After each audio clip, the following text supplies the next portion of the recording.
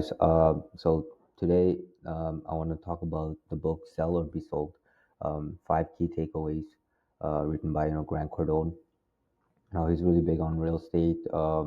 He's kind of a, I guess, a financial guru. He doesn't have a best of reputation online. When I uh, was thinking about reading the book, I heard a lot of negative things about him, but so I was a little hesitant. But as I gave the book a shot, I got a lot of value out of it. Found a lot of golden nuggets.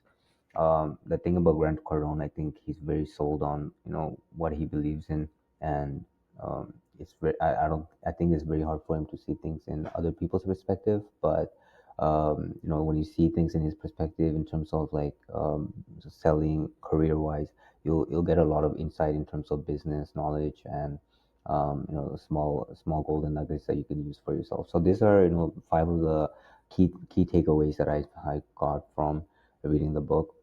I do recommend giving it a shot. So number one, you need to be obsessed to become the top percent in whatever field you are. Now, it doesn't have to be, business, sales, or anything like that. Whatever you do, you need to be obsessed and you need to be committed. Your commitment level needs to be very high, and commitment really means to be, giving 100% of your attention in the moment on whatever you are trying to achieve. So, if you have a client in front of you, giving him your full attention, not having your thoughts in somewhere else. Being 100% engaged in that conversation is what it means to really be committed, and treat that person like they're the only person that at the moment that's on your mind, because that's how it should be, and that's what it means to be, you know, giving 100% of your attention. And then product conviction needs to be very high. Whenever you're selling, I think when you sell products, a lot of the times you don't really understand or know for a fact that this product can help this person. And if you have a seed of doubt in your mind that this might not be the a solution for that client, then you will not you'll come off across your pitch, your tonality, the way you carry yourself. So having that product conviction that you know what you're doing and you can help the person is very important. And that's gonna help you close more deals, because the person in front of you can feel your authenticity and feel your confidence. So when selling a product to interested prospect, you need to believe that and know that this is the absolutely what's going to help this person and it's the best solution you can offer. So that's very important and one of the biggest key takeaways. Um, and then number three, becoming a pro.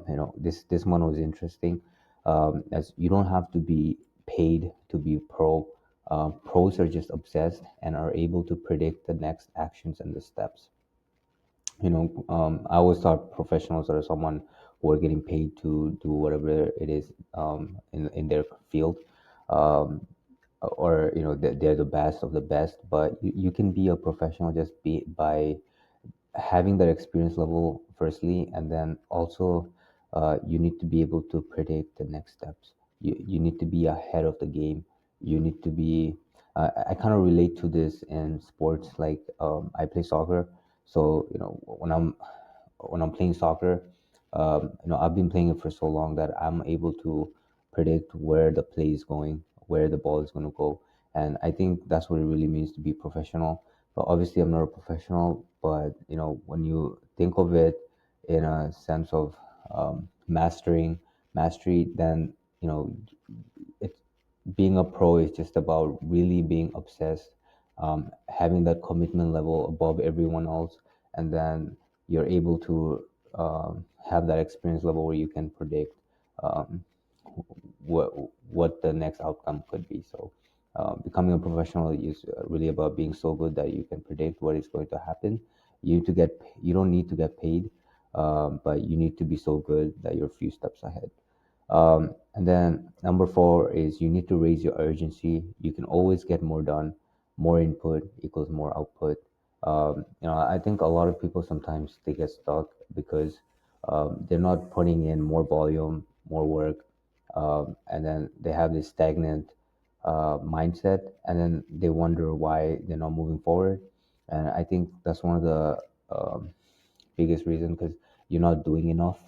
You can always do more because someone else is always doing more. Um, and that doesn't necessarily mean like doing more is better. You need to also focus on quality, obviously, but I think sometimes your biggest problem is just you're not doing enough.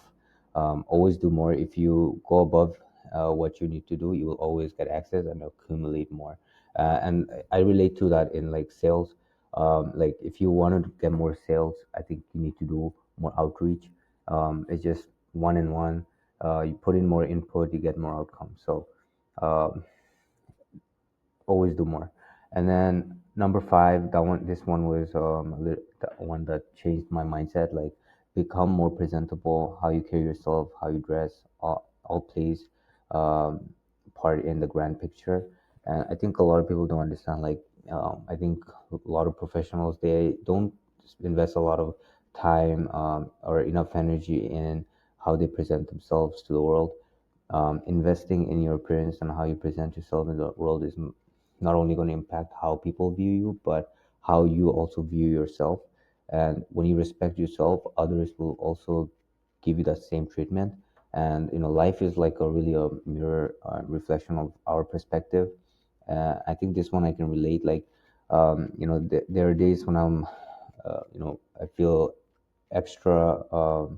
I feel like dressing up more. I feel like being more presentable, and those are the days when I feel the most confident. And then it really comes through when I'm interacting with people. When I'm uh, when I look more presentable, and I dress nice, and I put on, and I smell nice and everything like that, then that's when I feel like I'm serious when I'm working, and I'm able to get more done. I just feel more productive, and just about having that self-respect to present yourself um, with how you want people to see you. So that's very important. Investing in um, good clothes, and just how becoming well, nice and groomed. So it's really important as well. So those were the five takeaways that I took from the book. I think there was a lot more. Grant Cardone, the way he talks about business and everything is very intense, and you can tell he's very convinced about his product, even though like he gets a lot of like stigma and hate sometimes. I think he's a respectable guy. He really believes in what he does, and you can feel it from how he presents himself. So hope you got something out of the book, from the summary, and see you soon.